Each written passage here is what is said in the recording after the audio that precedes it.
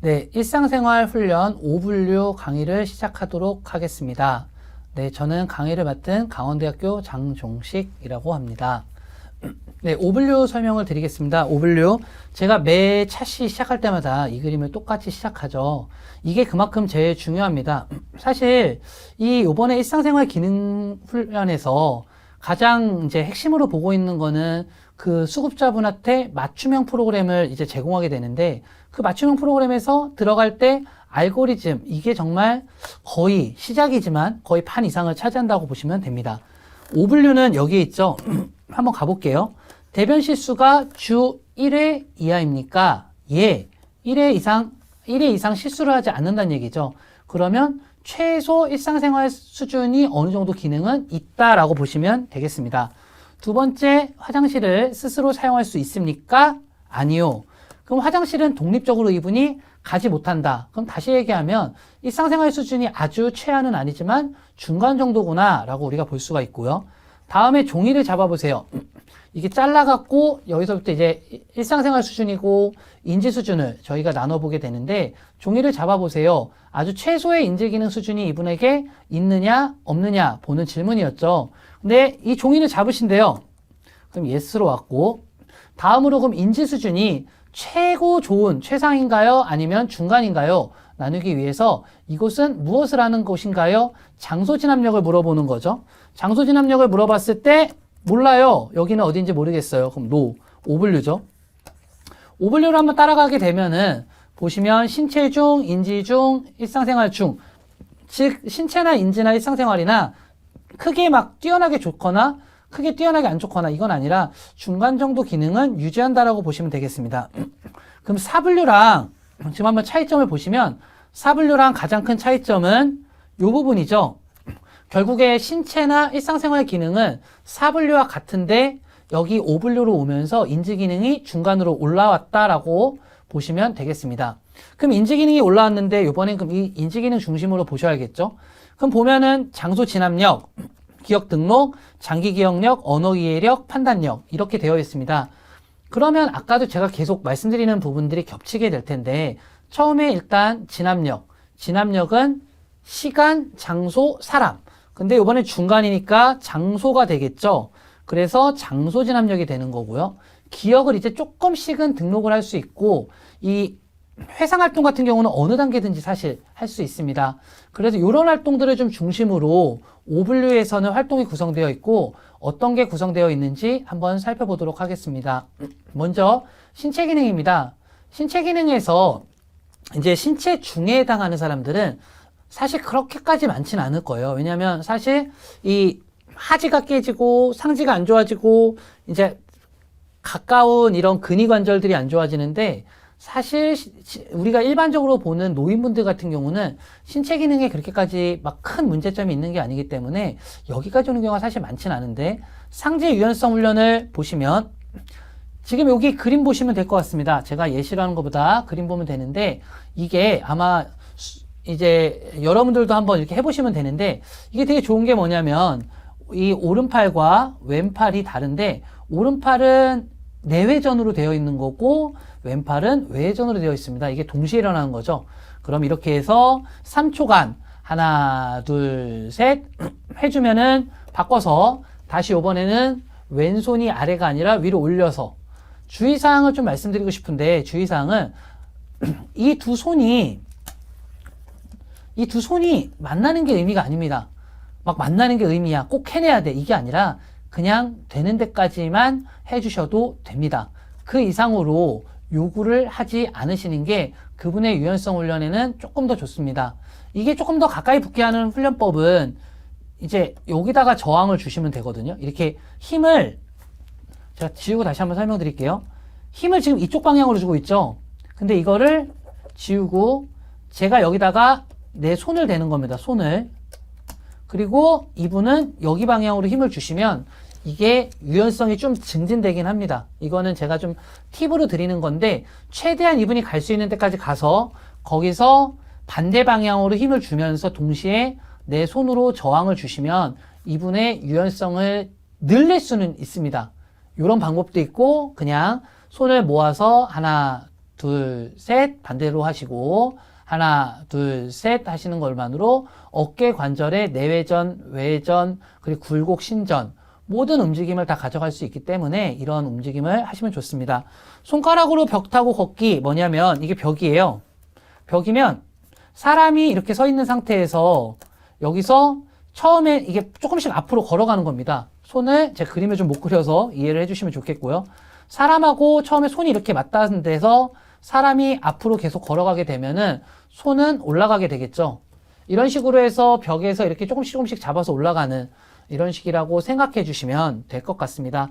보폭을 조금씩 앞으로 가고 이것도 조금 유의해 주셔야 되는 게 몇 가지가 있는데 첫 번째는 아픈데 참으세요 어르신 이렇게 해서 계속 그분의 고통을 참으실 필요가 없습니다. 되게 우리가 잘못 생각하는 건데 손이 여기까지 올라가는 게 의미가 아닙니다. 손이 꼭대기까지 올라가는 게 의미가 아니라 단순하게 이분한테 능력이 될 수 있는 만큼만 올라가는 것도 충분한 의미니까 그냥 시도하는 것 정도만으로 그리고 통증이 있으면 멈춰주시고 사람이 벽으로 가까이 가다가 어깨가 충분히 올라가면은 거기서 멈춰서 잠깐 쉬시고 조금 더 가시고 쉬시고 그런 식으로 해서 10회씩 한 2세트 정도만 하셔도 충분하게 됩니다.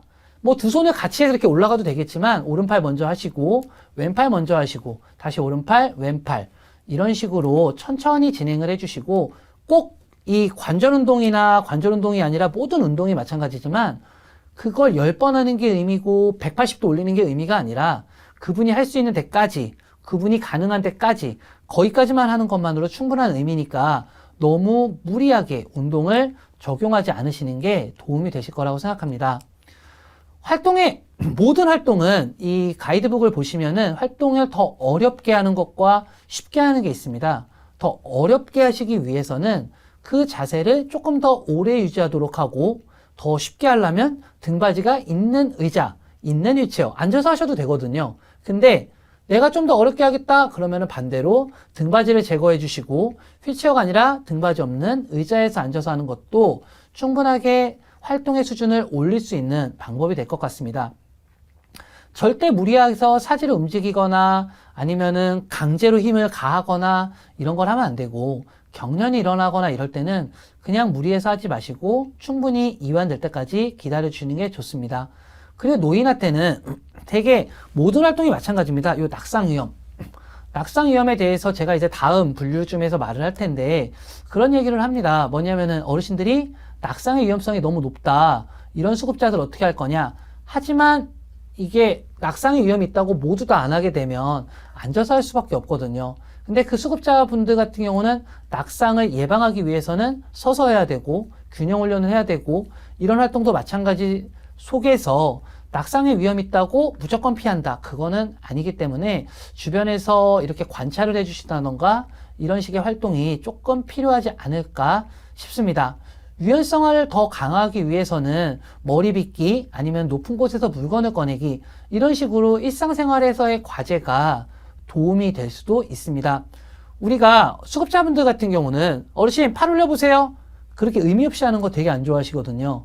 그냥 선생님들께서 이거는 이제 제가 드리는 팁이지만 이 계시는 곳이 주간보호센터 아니면 가정방문 아니면은 시설 어느 곳에서든 그런 거를 과제로 만들어 주시는 겁니다. 뭐냐면 높은 선반, 그것도 너무 높으면 안 되겠죠. 이분이 올릴 수 있는 정도까지 그 선반에 있는 물건을 꺼내서 내려놓기, 선반에 있는 물건을 꺼내서 뭐 쌓기 이런 활동들로 응용을 해서 사용을 하신다면 충분히 선생님들한테 좋은 활동으로서 상지 관절 운동을 시킬 수 있을 거라고 생각이 됩니다.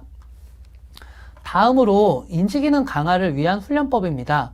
뭐냐면 여기서 이제 인지기능을 강화하는데 인지기능 중에서도 뭐 공간진압력 아니면은 기억력 그리고 나서 장소진압력 이런 거를 증진시키기 위해서 본인의 마을을 떠올리는 겁니다. 근데 지금 본인의 마을이라고 해도 내가 만약에 예전에 여기서 살았는데 지금 여기서 산다. 그럼 예전 마을을 그리는 것도 하나의 방법입니다. 요즘에 뭐 새로 나온 기술 중에서는 그런 것도 있더라고요. 뭐냐면은 자기가 살던 예전 장소를 구현하는 이런 가상현실 기술이 있어서 아마 조만간에 그런 기술도 언젠간 구현이 되지 않을까라는 생각은 드는데 현재는 저 같은 경우는 그런 경우도 많이 활용을 합니다. 요즘에 저희 이런 기능을 증진시키는 이런 활동 쪽 서비스 이런 데서도 저희가 한 번쯤 고민해 봐야 되는 건 뭐냐면 시대가 많이 빠르게 변화가고 있거든요. 시대가 되게 빠르게 변화하죠. 근데 빠르게 변화하는 이런 변화 속에 새로운 기기들을 조금씩 활용해 보시는 것도 방법입니다. 요즘에 지도 어플이나 이런 거 어플리케이션이나 지도를 보시면 뭐가 있냐면 로드뷰라고 있습니다. 로드뷰. 그러면은 그분이 사시는 집에 예전 모습의 로드뷰도 확인할 수 있고 현재 로드뷰나 이런 실시간 화면을 볼 수 있는데 저 같은 경우는 그런 것도 많이 활용을 하거든요. 이분이 사는 마을, 이분이 뭐 집이 서울인데 지금은 이런 요양시설을 대전에도 있다, 가족 때문에. 그렇지만 이분이 살았던 곳은 서울이거든요. 그럼 그분이 살았던 마을, 그곳을 내가 모르잖아요. 그러면 어떻게 하냐? 같이 지도도 보고 같이 로드뷰를 통해서 그곳에 어떤 가게가 있는지도 보고 이런 걸 통해서 저 같은 경우는 좀 태블릿 PC나 핸드폰을 좀 치료할 때 많이 사용을 했었습니다. 저는 치료사였기 때문에 치료할 때 좀 많이 활용을 했는데 이것도 마찬가지인 게 로드뷰라던가 아니면은 태블릿 PC 또는 스마트폰으로 지도 아니면은 로드뷰 이런 걸 통해서 그 마을에 대해서 내가 좀 어느 정도 알면 그분하고 관련 정보에 대한 이야기를 하거나 아니면은 그런 거에 대한 정보를 내가 조금 더 그분하고 깊이 얘기할 수 있기 때문에 도움을 좀 얻을 수 있습니다.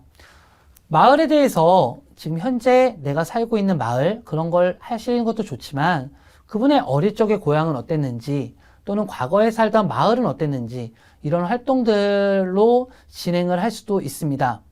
이야기를 해서 그런 정보를 바탕으로 어플리케이션으로 한번 또 확인해보고 검색도 해본다. 그리고 도화지에 그림을 그리는 겁니다. 그냥 도화지에 내가 살던 집 또 그려보고 여기서 되게 중요한 게요. 우리 집을 기준으로 마을을 설명할 수 있다. 이게 이제 공간 내 위치 이런 개념인데 지금 선생님들께서도 그렇습니다. 내 기준, 나의 기준으로 오른쪽은 어디일까? 상대방 기준으로 오른쪽은 어디일까? 이게 다르죠. 이게 마을을 그리면요. 여기가 내 집이라면 이곳에 있는 건 내 집 기준으로는 여기는 오른쪽이 되겠죠. 근데 반대로 이 집을 기준으로 보면 이 집은 왼쪽에 있죠. 그러니까 공간이 내가 어디에 기준점으로 두느냐에 따라서 오른쪽일 수도 있고 왼쪽일 수도 있고 위일 수도 있고 뒤일 수도 앞일 수도 뒤일 수도 다 다릅니다. 그래서 그림을 그리신 다음에 반드시 이런 것도 해보시면 좋을 것 같아요. 내 집이 있고 여기에 뭐 다른 사물이 있으면 우리 집을 기준으로는 여기는 오른쪽으로 가셔야 됩니다. 그러면 그 집에서 돌아올 때는 어떻게 돌아오나요? 라고 질문을 드리면 여기서 나와서 우리 집 가려면 왼쪽으로 가야죠. 이런 공간에 대한 공간 진압력 훈련도 같이 응용하신다면 장기 기억력도 증진이 되지만 공간 진압력도 같이 훈련이 되기 때문에 같이 이런 활동을 할 때는 기억력 훈련입니다. 공간 진압력 훈련입니다. 이렇게 따로따로 하시는 것보다는 이렇게 좀 묶어서 응용해서 복합 인지 중재라고 요새는 하는데 여러 가지 프로그램이 좀 복합된 프로그램을 많이 적용해 주시면 좋을 것 같습니다. 여기서 이제 활동을 좀 어렵게 하기 위해서는 질문의 종류도 바꾸고 도구도 바꾸고 저랑 상호작용의 수준을 높여가고 그림도 많이 그리면 되겠죠. 근데 내가 여기서 수준을 조금 낮게 하고 싶다. 이럴 때는 그림을 조금 단순화하고 내가 도와주는 걸 좀 줄여가고 그런데 여기서 조금 더 이분의 참여도를 이끌기 위해서는 가급적이면 사진, 영상 자료를 보여주면서 참여를 유도해야 되는데 제가 계속 얘기한 게 뭐 스마트폰이나 태블릿 PC가 좋습니다. 왜 그런 얘기를 하냐? 솔직히 사진 생각해 보실게요. 선생님들께서 사진을 갖고 다니세요. 솔직히 이게 뭐 쉽진 않죠. 사진점에 가서 사진 인쇄할 것도 아니고 컴퓨터로 매번 그분한테 가서 뽑아갈 수도 없죠. 그렇기 때문에 저 같은 경우는 스마트폰 누구나 갖고 있으시잖아요. 어르신들도 시력이 안 좋다라고 하지만 스마트폰 화면 속에 보이는 그런 모습들은 충분히 보실 수 있는 시각적 기능이 있으시거든요. 그렇기 때문에 저는 최근에 이렇게 좋은 IT 기기, 스마트폰, 태블릿 PC 이런 게 나왔는데 이런 걸 활용하시면 여러분들이 활동하실 때 훨씬 더 큰 도움을 얻을 수 있기 때문에 이런 거를 하라고 말씀드립니다. 활동할 때 진압력하고 관련된 정보들을 계속 반복적으로 훈련시키면서 그분의 진압력도 충분히 강화할 수가 있을 것 같습니다. 양치질입니다. 양치질 선생님들 뭐 저보다 훨씬 더 전문가시고 양치질을 훨씬 더 저보다 잘할 수 있을 거라고 생각을 합니다. 그러면 제가 말씀드릴 수 있는 부분은 크게 두 가지 정도가 있을 것 같아요. 첫 번째는 뭐냐면 이 지금 현재 오분류에 들어와 있으신 분들, 이분들이 정말 필요한 게 양치질입니다. 지금 현재 이분은 지금 오분류에 해당하셨다면 둘 중에서 하나입니다. 현재 수행을 하고 있냐, 못하고 있냐. 수행을 하신다면 이게 조만간 깨질 확률이 높으신 분입니다. 그러면 여러분들이 하실 건 뭐예요? 깨지지 않도록 이 기능을 지켜주시는 거죠. 두 번째, 깨졌다. 그러면 이분이 깨졌다고 제가 표현을 하지만 혼자 수행할 수 없다. 혼자 수행할 수 없으시다고 하시면 이제 이거를 이분이 혼자 수행할 수 있게 해주셔야 되는 겁니다. 왜? 이분이 가장 살리기 용이한 활동이 양치질하기인 겁니다. 그래서 제가 아까 얘기했던 첫 번째, 이분의 이게 오분류의 양치질하기가 필요하다는 거를 제가 말씀드리는 거고, 두 번째는 양치질을 그럼 어떻게 다시 교육시킬 거냐? 아까 제가 혹시 기억하실지 모르겠지만 이 전차시에 사분류에서 뭐라고 했냐면 점진적 소거 기법이라는 걸 말했습니다. 양치질하기가 1번, 2번, 3번, 4번, 5번 그림카드를 놓고요. 이 그림을 보면서 이 수급자분이 따라하게 유도를 하시는 겁니다. 똑같아요. 똑같이 하는데 이분이 잘해요. 5번 지울게요. 그리고 5번 그림 놓지 않고요. 1번, 2번, 3번, 4번만 놓고 따라하게 하는 겁니다. 또 잘해요. 4번 지울게요. 그럼 이제 1, 2, 3 남았죠? 또 잘해요. 3번 지울게요. 근데 갑자기 이분이 1번과 2번을 보고 하지 못한다. 그럼 3번을 보여주는 거고요. 그래도 못한다. 4번을 보여주시고요. 그래도 못한다. 다시 다 지우고 5번까지 오는 겁니다. 그래서 이분이 그림카드를 보고 하나씩 단계를 밟아가고 이분이 그림을 보고 하나씩 단계를 줄여가고 이거를 전문적으로는 전문적 소거 기법이라고 하는데 이게 일상생활 기능을 증진할 때는 정말 좋은 법인데 아직까지 국내에서는 이 점진적 소거 기법을 적용한 프로그램들이 솔직히 아직은 없습니다. 근데 여러분들께서 선도적으로 이런 거를 응용해서 적용을 하시는 겁니다. 근데 전차 시에도 말씀드렸지만 솔직히 이게 그림카드를 뽑아갖고 다니는 거는 어렵죠. 근데 저 같은 경우는 그렇게 하는 것도 좋은 것 같아요. 방안을 두 가지로 드릴게요. 1과 2. 1은 그림입니다. 자, 그림을 뽑아갖고 다니냐? 아니요. 그림을 뽑아갖고 다닐 필요 없이요. 첫 번째는 사진이나 아니면은 그 스마트폰을 통해서 이런 사진들을 좀 구하시면 좋습니다. 그래서 스마트폰 사진을 놓고 1번, 2번, 3번, 4번, 5번 그림을 놓는 거죠. 그래서 스마트폰 그림을 놓고 스마트폰을 활용해서 하는 그림 방법이 있고요. 두 번째는 글씨입니다.